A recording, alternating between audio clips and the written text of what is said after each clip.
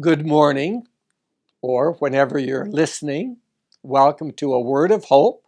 I'm Father Don Gergen, and this Monday, we are in the 5th week of Easter, but we celebrate the feast of Saints Philip and James, two of the apostles. So let us be conscious of that. Philip also occurs in our gospel text today. Philip is the one who plays a role in bringing people to Christ.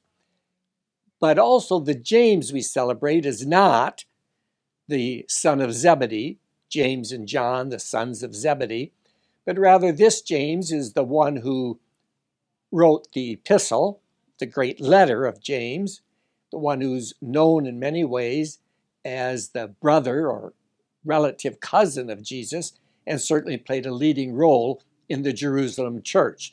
So two very important apostles, which make us aware of our own call to discipleship.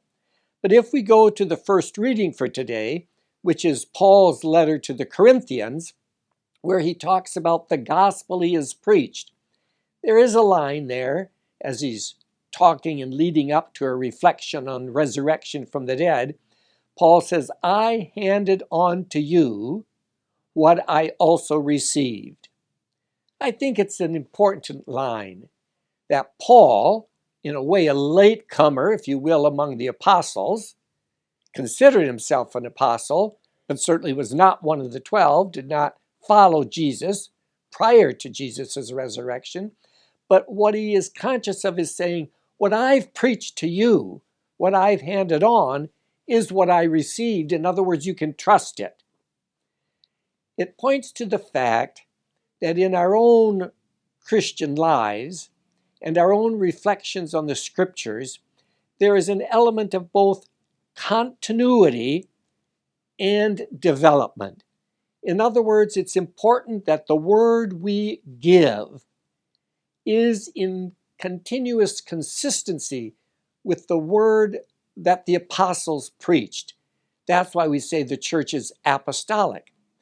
But that although we must be faithful to that tradition, it continually has to be rejuvenated, renewed, in a sense, re-understood in each generation, each period of history, each century. And so it's kind of that thing, the gospel is old, yet always new. And for us to be aware of that newness, such as was said in the Gospel of Matthew, the wise one goes into the cellar and brings out something old and something new. Let us be faithful, and let us also read the signs of the times as we proclaim the gospel with our lives today. Thank you. Happy feast.